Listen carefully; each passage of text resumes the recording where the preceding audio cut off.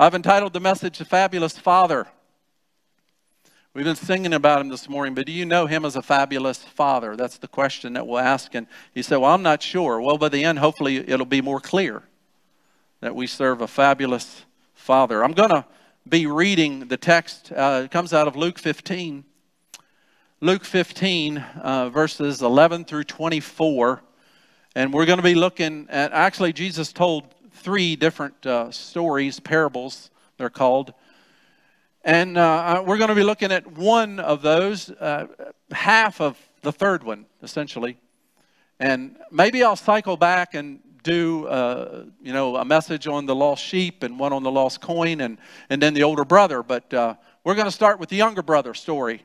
I mean, they make movies out of sequence, right? So why can't I just preach out of sequence? So we're going to jump in and we're going to learn about the fabulous father's response to the younger brother today in this particular illustration that Jesus told. Luke 15, 11 through 24. I'm going to be reading out of the New King James Version. Not that I don't appreciate other versions, but this one just had a wording that I liked of some of the things that were true to the Greek text that I kind of want to highlight as I journey through. So again, New King James Version. If you have a device, you can switch over or you can read along. I think Chris brought it. By the way, Chris and Holly are in Chicago. They're vacationing this week and they took their family. He texted me and said they made it to Chicago fine and they're going to be out this week enjoying time with family. All right, we're jumping in here. Here we go. Jesus is talking. He's given an illustration. He says, a certain man had 2 sons. The younger of them said to his father, Father, give me a portion of the goods that falls to me. So he divided to them his livelihood. Verse 13. Not many days after, the younger son gathered all together and journeyed to a far country, and there wasted his possessions with prodigal living. But when he had spent all, there arose a severe famine in the land, and he began to be at want. Then he went and joined himself to a citizen of that country, and he sent him into his fields to feed swine. And he would gladly have filled his stomach with the pods that the swine ate, but no one gave him anything. But when he had came to himself, he said, how many of my father's hired servants have bread enough to spare, and I perish with hunger? I will arise and go to my father's house, and I will say to him, Father, I have sinned against heaven and before you, and I am no longer worthy to be called your son. Make me like one of your hired servants.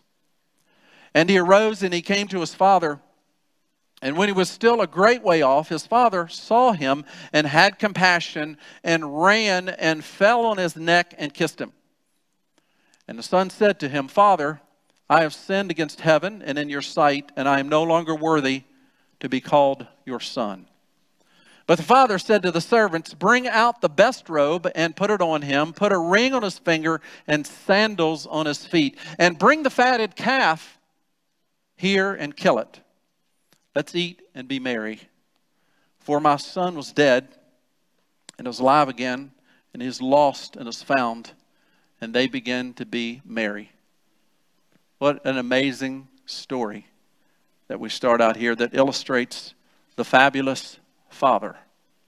Heavenly Father, I pray that as we look into this story, I pray that not only the insights that I bring here this morning, but the insights that you would give to us, that we would grasp and walk out of this place in wonder of how great a God that you are. In Jesus' name, amen.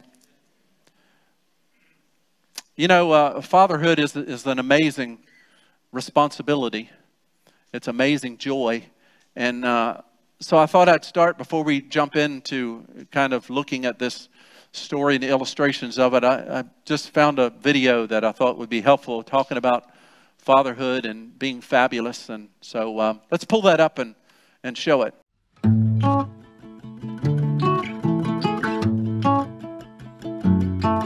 Come on in, take a seat. Why don't you grab a pen and paper? Sure. Okay. And what I'm gonna have you do is write a letter to your son that you're gonna give to him when he turns 18. I want you to write a letter to your daughter. Okay. For when she turns 18. Okay. Oh, wow. Wow. Oh, son's only 4 years old, so this will be interesting. Dear Olivia. Dear Mason. You won't read this letter for 6 years, and a lot could change between now and then. Hopefully, you've learned by now that it's important to put on clothes before you go outside. Maybe you've learned that vegetables are your friends. I sincerely hope that all of the dabbing has finally stopped. And also that it's pronounced mac and cheese, not monkey cheese. Mac and cheese. You dream of becoming a famous singer, so thank you in advance for all the free concert tickets. Is this still your goal to be a professional YouTuber? I know you were hoping to become a giraffe when you grew up, but hopefully you have some even better career options now. It hasn't always been easy. I sat on a piece of gum you left on a chair yesterday and didn't find out until after work. The dishes really do go in the dishwasher. It's not like a metaphor or something. Remember when you cut your own hair? And then you tried to fix it? Basically, I didn't sleep for 3 years straight. But I can tell you this. Despite all the struggles, all the tears, it was completely worth it. And I would do it again, 100 times over for you. You are a gift and a blessing. You've changed my life. You are beautiful and strong. You have so much energy in life, and I can already see how incredibly smart and fearless you are. More than anything, I want you to know that I love you. I'm here for you, whatever you need. You have made me so proud. And I am excited to see how God uses your life. You're ready to take on the world.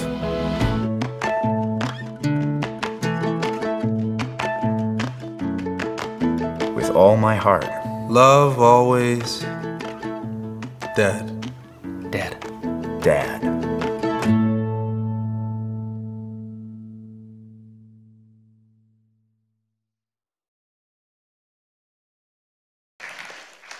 I would call those fabulous fathers. I had a good father. I didn't have one like those, but I had a good father.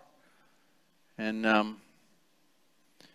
you know, he didn't really say he loved me a lot. That wasn't really in the vocabulary of what but he showed it. I knew he loved me. But later on in life, during his latter years, he's passed now about 1.5 years ago. He lived till he was 93, I believe. I just about 1.5 years ago just started telling my dad, I love you. He didn't start, I did. I love you, Dad. And after a couple of those, and he didn't respond back, then he started saying, I love you, son. I knew he wanted to, but just wasn't accustomed to those kinds of words. So I started. We hadn't thought about sharing that story, but I just did. Anyhow, maybe you don't feel like you're a very fabulous father, or maybe you didn't grow up with a fabulous father. But I want to let you know that we have a fabulous Father in heaven that you can know and get in touch with and live for, and it'll change the way you look at fatherhood. And if you journey into fatherhood, it'll change the way you father when we understand how He fathers us. So let's jump into the story. The first thing I want to note is to go back into verse 1. There's an audience listening to Jesus, and it's comprised of 3 groups of people in verse 1. If you scan back, you'll find that it says the sinners and the tax collectors were listening to Jesus. That is group 1. You find the Pharisees were listening to Jesus. That is group 2. There's a third group that's not mentioned, but I guarantee you they were there, and that is His disciples were a third group. See, it occurred to me this morning that when I mentioned the sinners and the tax collectors, Zacchaeus could have been in that crowd. We don't hear about him until later on in Luke. This is chapter 15. You actually get in touch with Zacchaeus at chapter 19. So Zacchaeus could have been in this group listening to Jesus, and essentially this group of people says, can I get in? Can I get into the church? Will they judge me, or will they accept me? Can I actually grow out of the past that I've done, that God would forgive me and free me? Can I get in? That's what they're thinking. They're wondering as Jesus starts in. The Pharisees are saying, I want to keep you out. That's what they're thinking. What kind of rules is Jesus going to set up that we can reinforce to keep those sinners out? That's what he's thinking to himself. I mean, that's what they're thinking. Let's just have this set up, and if you miss up one rule, you're out. You're out of the synagogue. You're out of the community. You're going. That's what the Pharisees are thinking. What's he going to say here that we can keep him out? And then the disciples, they're there thinking, well, I wonder how Jesus is going to handle this one. I know it's going to be good, but maybe the media will crush him this time.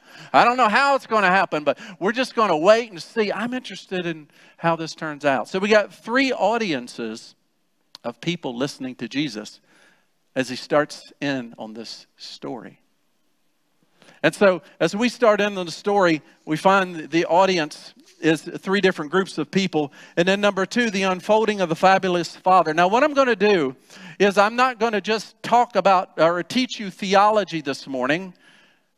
I'm going to teach you psychology. I'm going to teach you sociology. You're going to go, uh-oh.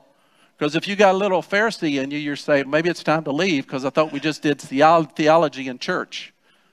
No, theology houses psychology and houses sociology. It's all under God. We pull it out and separate it, make it enemies of one another. I'm going to share some cultural things that you would not necessarily pick up when you read it from our Western point of view that took place, and you'll begin to understand the fabulous Father. So here we go. Verse 12, the son comes to the father and says, give me a portion of goods that falls to me. So he divided to them his livelihood. Notice the word them, meaning that the older son was present with the younger son when the property was divided. The older was present in the beginning with the younger when the property was divided. Now what literally the younger son was saying to the father, he was saying, Dad, I wish you were dead. Because normally inheritance were giving after the parent died. That's the way it happens in our culture as well. Someone dies, we get the inheritance. And so the son is coming to the father earlier saying essentially, Dad, I wish you were dead. That's a slap across the face.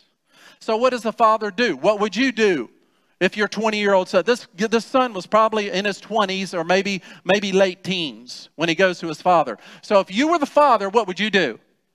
See, the audience was expecting the father to fly into a rage and say, how dare you tell me to drop dead? Get out of here. I don't want to see you again, and then cool off and then invite him in for supper. That's what the culture was expecting. But what did the father do? The father says, you know what? If that's how you want to live, if this is a choice you want to make, you have free will. Go try it out. See how it works for you. And so he brings in the two sons and he divides the property out. The son has just slapped him in the face. The older son has watched that, saying, Dad, I wish you were dead. And now we come to verse 13. He sold all the goods and took the money and moved away to begin his livelihood without limitations. See, I want you to understand that the second slap of the face is that while the sons had their inheritance granted to them, it was also the father's livelihood. So the son had the inheritance of the farm. Probably the older son got 2/3 and the younger son 1/3. But if it was sold early, basically what you're doing, you're taking away the income of the father. And he's probably in his prime. He's not close to death. And so when the older son comes to the father and says, give me my inheritance, and the father gives it up, he's actually taking away his livelihood to live on. Well, what did they do with the inheritance? Probably sold it to the neighbor across the street that they didn't get along with. So now he's creating another problem. He's taking away his father's livelihood. He probably sold a third or half of the farm to the neighbor across the street to farm, and now he doesn't have the livelihood that he normally was because his son asked for it early. Slap in the face 2. Slap in the face 3. The son says, I'm leaving, Dad. I'm not leaving a forwarding address. I don't want to hear from you. I don't want the postman showing up saying, son, come home. How you doing? Do you have enough to eat? Are you okay? His son says, I am out of here. I'm going to where I want to go and spend my money how I want to, and I don't want your influence. Punch in the gut. So this is what's happening culturally when they're hearing this story. Dad got slapped in the face twice, punch in the gut, son leaves. Now we come to verse, wherever we're at here in 15. Well, things didn't go too well in Las Vegas. He lost his money, famine set in. And so it says in verse 15 that he went and joined himself to a citizen of that country. Now, some say, texts say, he hired himself in. But that doesn't make sense, does it? Because if he hired himself, he would get paid for doing the work, and therefore he would have money to get food. So that doesn't make sense. He hired himself. It says, I prefer the translation that I use there, he joined himself with a citizen. Now, obviously, there's a famine in the land, and hardly anybody's eating. So this citizen had to have some means in order to provide for other people. Obviously, he had a herd of pigs. The citizen was rich. He had a lot of swine, so therefore he was able to give people jobs in order to put a roof over their head. And so this younger son says, I've lost it all. I don't have anything left. I'm going to join myself, not get hired, join myself to a citizen. Now, how does that equate today? When we get away from God and we get out on our own, what happens is we join ourselves with other things and substances and situations around us, and we end up being worse off than better. You get my point? We get away from God, we join ourselves with other things that we think are helpful, but it actually makes us more helpless. We join ourselves with thoughts, with people, with substances, with ideas, and we think to ourselves, this is going to really help me out, and actually it makes it worse. So that's the condition that he's in.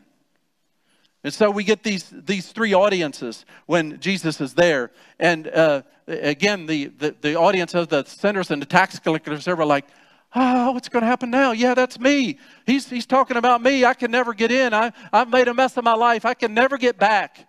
The Pharisees are like, yeah, okay. He's suffering for what he's done. That's right. He deserves that. The disciples are like, I'm sure Jesus is taking this somewhere, but I don't see it. I don't get it.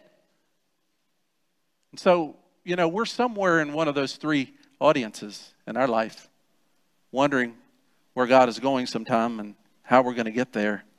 Verse 17, it says, then he came to himself. This is the son, the younger son. He came to himself and said, how many of my father's hired servants? Now, I want you to, I have a clause there under servants, and I want you to write in the word craftsman. Because when I've heard this story taught, and for many years I believe that he said, I just want to go back and be a slave. He didn't want to be a slave because he's thinking in his mind, he's still thinking up his plan. He's thinking in his mind, I want to be a craftsman in my father's estate, not a slave. What's the difference? Craftsmen were people that lived off of the estate and came on the estate and did whatever skill was needed and then left. Like a blacksmith, or maybe a butcher, or maybe a weaver. They lived in town, and whatever skill was needed, they came onto the property and they did what they did for maybe a couple of days or a day, and then they left, and they got paid for what they did. That's what he's thinking. Dad, I want to come back to you, and I want to be a craftsman on your estate. I don't plan on living on the estate. I can't live there anymore. I'm going to live in town. I'm going to get paid for what I do for you, and then I'll take that money and pay back you because I'm so ashamed of what I've done. I'm going to work my way back to graces with you. You getting the picture? Never intended to live on the estate. Why didn't he intend? Something else that, again, it's not stated in the text, but the reason that he didn't believe he could be a son. Normally, when any son would do what he did to his father, they had what they called a cutting off ceremony. There's certain groups today that still do that. They call it excommunicated. The Amish do that. When somebody leaves the Amish community, they excommunicate them. I had some friends that grew up Amish, and they left, again, they left that tradition. And when they come back home, they would sit at the table with the family. They would sit at the inn, eat the food, but nobody would talk to them because they acted as if they didn't exist. And so normally what would happen is that when the father did that, when a son did that to a father, they would have a cutting off ceremony. And the cutting off ceremony involved not only the family, but probably the community. That the community would come together and they would cut off this son from ever being a son again. Legally, relationally, he's done. And so the son knew that, whether it happened before he left or he knew it was being assembled as he was leaving, he knew that there was a cutting off ceremony that had happened. And therefore, he could never be a son again.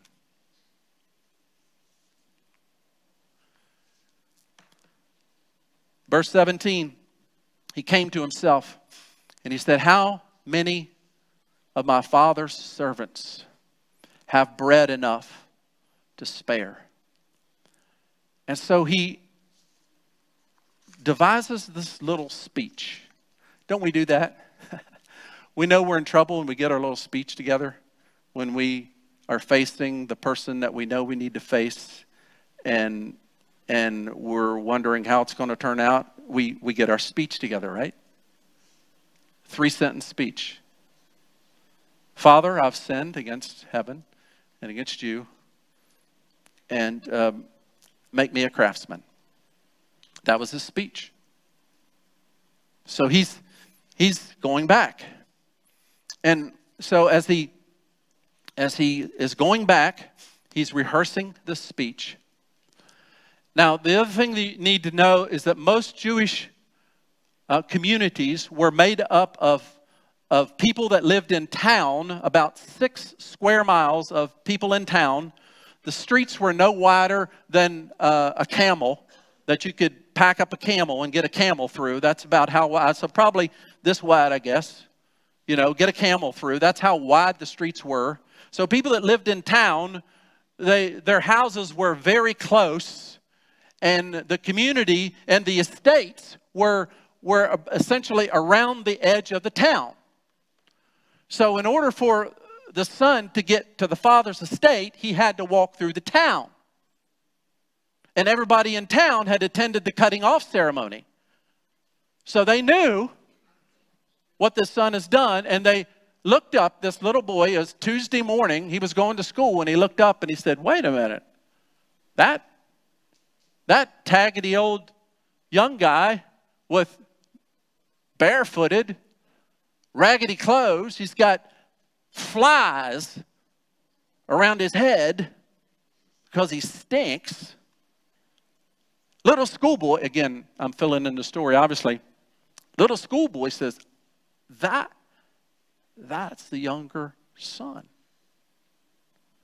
We don't know when. The story says that the father saw him afar off. We don't know if the father was at the edge of his property looking or somebody told him. We don't really know the details of that. But the father got wind of his son coming home, and he starts running towards him. Now, normally in the culture, if this would happen, the father, if he heard that the son was coming home, the father would stay in his house sulking, and the mother would run out and welcome the son. That's in the culture what was done if they would receive him back. The mother would have compassion. I remember a time where my father, I did something, and my father just reached his limit. He was like, you know, you're just going to have to go. And my mother stood up and she said, well, I don't see it that way. Probably the only time I saw my parents in such sharp disagreement. And we were able to work things out, but it was fairly intense there for a few moments. So normally the woman would run and welcome the child if they would welcome at all. And the father would stay at home and sulk. The audacity of my son to come. Well, he's not even my son anymore. This kid. And so it says that the father ran to the son. Now what's he doing? He's running through town. Now 2 cultural things you need to understand is, first of all, rich men don't run. In the culture, rich men don't run. Wouldn't it be odd if you would go and see a businessman in a three-piece suit out jogging? Wouldn't that be weird? Unless you're at the airport. But rich men don't run in the culture. You walk. That shows your dignity. So he's breaking cultural rule number one. Second is he's running, and they wore robes. Do you ever try to run in a dress? Most of your women say, yeah. But this one's down in your ankles. And so, cultural rule 2, in order to run, you got to hock up the robe, and you got to take off running. And in that culture, you do not show your legs. Even biblically, the priest, if they were ever to show their legs, that was a shame. It was unholy. And here this father is running to his son, breaking 2 cultural rules. First of all, he's running. And second of all, he's hocking up his robe so that they're seeing his leg, running through town, that everybody could see him going to this son that had a cutting off ceremony. It's a pretty fabulous father. You know, and the thought that I had is this: to the point that you see that God has suffered for you is the point that you'll reconcile with him. The point that you see how much God has suffered for you is the point that you will reconcile with him. Because the suffering is about love. This fabulous father suffered for his son. And sometimes we look at our own suffering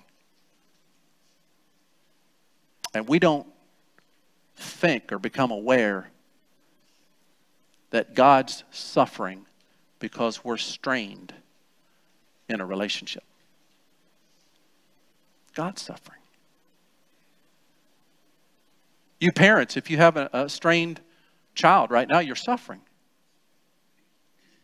Somebody that you wish it were different, and they're away from you, they're strained. You're suffering. In the same way, God suffers when we decide to do our own thing. So the fabulous father, he's running through town, coming for this son that isn't a son anymore, and he bear hugs him, throws him on the ground, and kisses on his neck. What a sight. And so naturally, what's going to happen? All the townspeople, in fact, the servants that he had, the servants, if the master ran out of the house, the servants are like, well, I'm going too. I want to see what he's after. So everybody's gathered around. Maybe they're in the square of the town. They haven't made it to the state yet. The father's grabbing around his son, kissing on his neck, throwing him on the ground. What's his audience thinking now? The tax collector and the sinners, they're like, oh my goodness. Wow, I never saw God like this. You mean his love is for me that way? I can get in. Yay. They're starting to get excited. The Pharisees are like, I'm out of here. I can't handle it anymore. The disciples are like, wow, I didn't see this coming.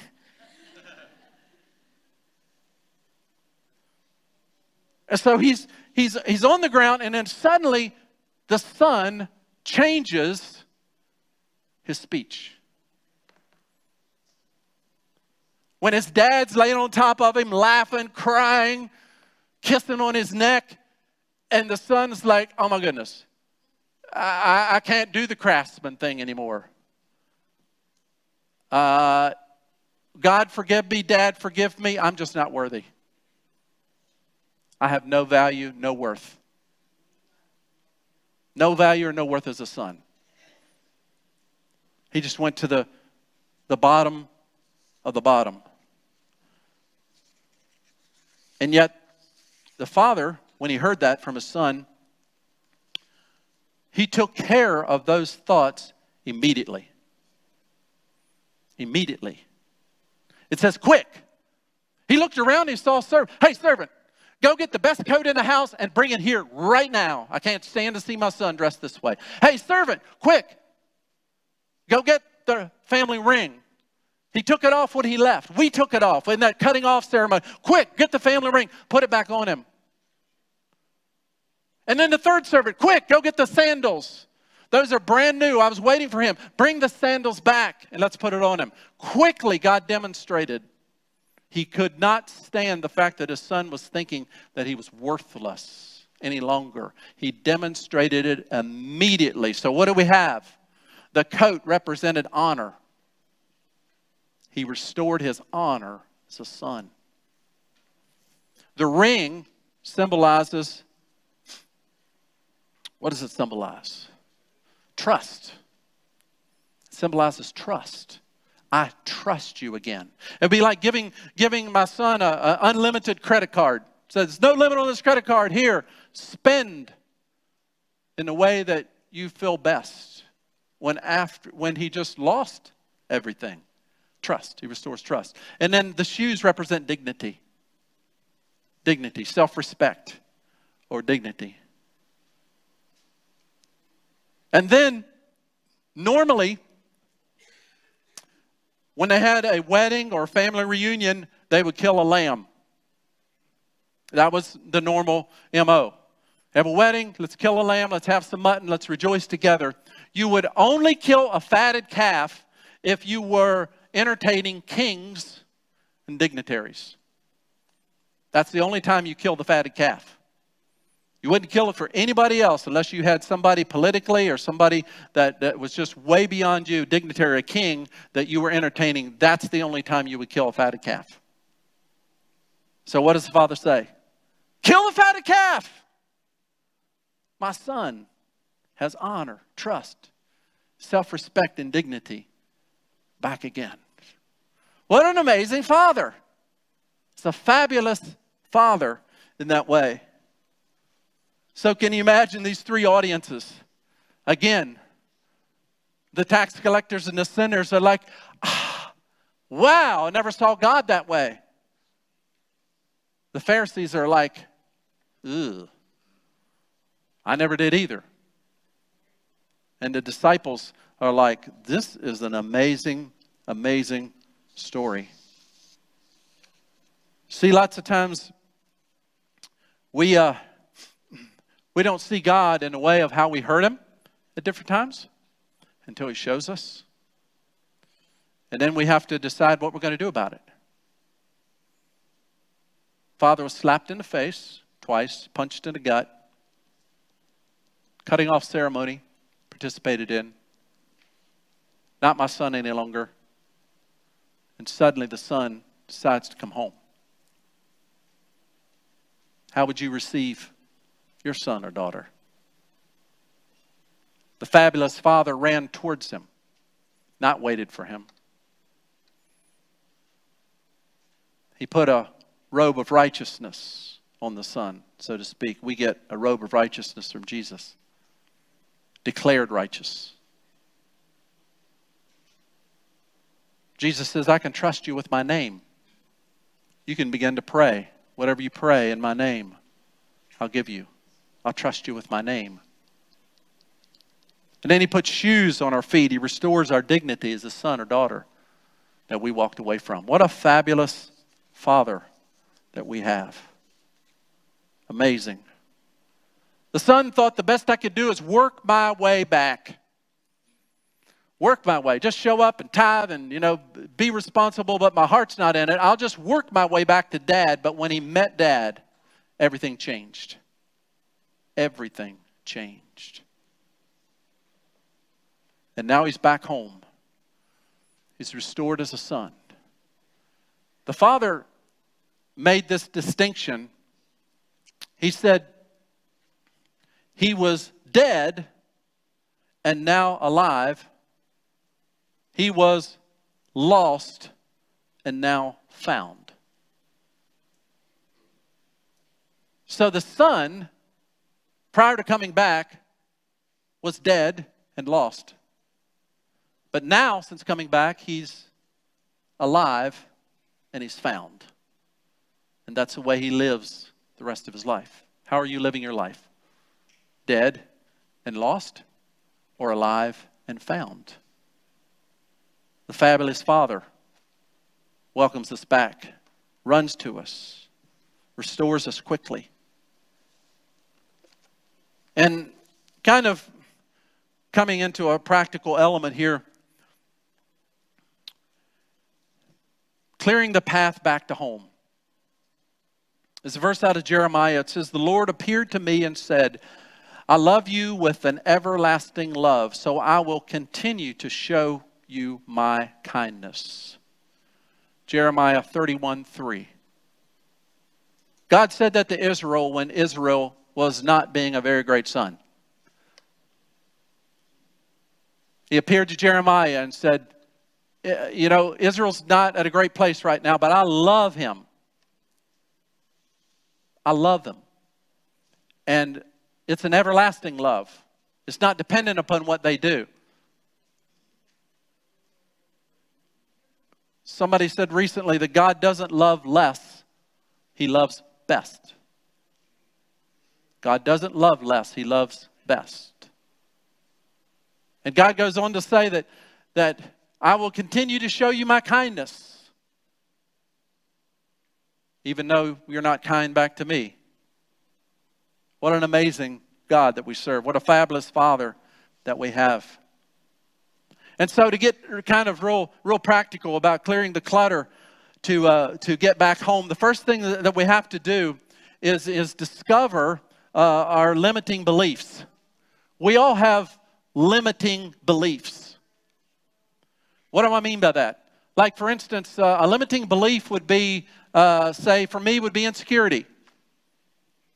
I was listening to some podcasts, had to travel this week, listened to some podcasts, and the guy that was leading the podcast, when he interviews people, one of the questions he asks people on a routine basis is, how do you handle your insecurity?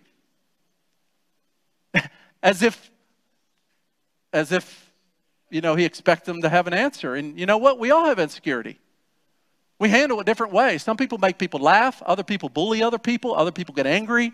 Some people withdraw. Some people turn red. We all have ways of handling our insecurity. But what does that do? It limits us in really receiving the fabulous love of the Father. How do you handle your insecurity? That'd be a great table discussion, wouldn't it be? Maybe other people around us know how we handle it more than ourselves. Bob Goff makes this comment. He says, when we feel like that we're digging a pit, God is actually establishing a foundation from which we build. I'll say that again. When we think that we're digging a pit, God actually sees it as a foundation from which he's going to build from. That's a powerful statement. So, clearing the path back home. Number one, you have to name what is limiting you. Whether it's limiting you towards a family member that's broken, or limiting towards God, you've got to be able to name that which is limiting you. You've got to be able to blow the froth off the cappuccino and get down to where the real stuff is. You've got to be able to get a hold of the mine shaft and go down to a dark hole that you don't want to visit, but you know what's there. You've got to be able to name that thing that is limiting you. And the prodigal son came to that place. He named what was limiting him. He had sinned against God. He had sinned against his father. And he was going back home. He named it. And you and I, if we're going to clear the clutter, we got to name it. We got to figure it out and name it. The second thing is to figure out where or who the voice comes from. Where does the voice come from? Where does that limiting belief originate? I know this is some deep stuff. It might be into psychology, but it's real. Where does that come from? Who does that come through? Did it come through a dad? Does it come through a mom? Does it come through a teacher? Does it come through friends? Does it come through education? Where is that limiting belief that is keeping us from the fabulous love of the Father? Where is that originating? Is it coming from myself? Is it coming from a demon? Yes, demons speak to us today. Sometimes we're not aware of it, but they do. We have to figure out where is the origin of that voice. One guy said he was told young that rattlesnakes are always under logs.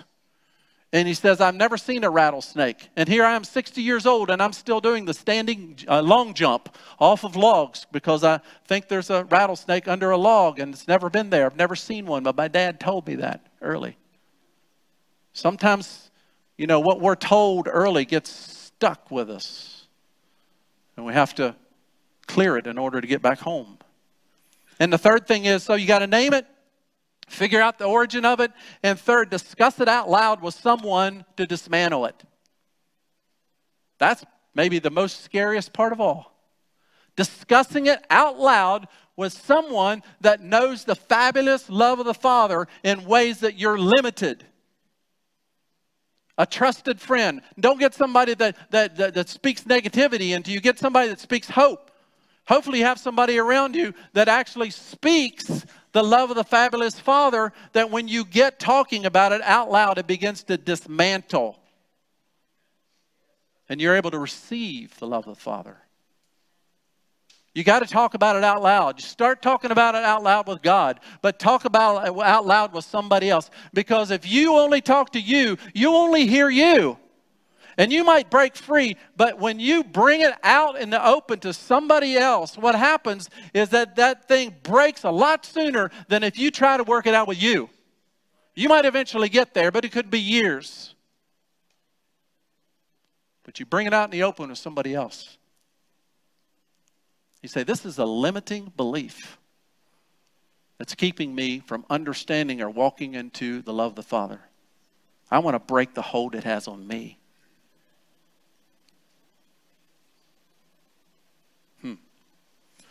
The son spoke out loud to his father. Didn't pass him a note. Didn't send him a text. He spoke out loud to his father. So, in clearing the path back home,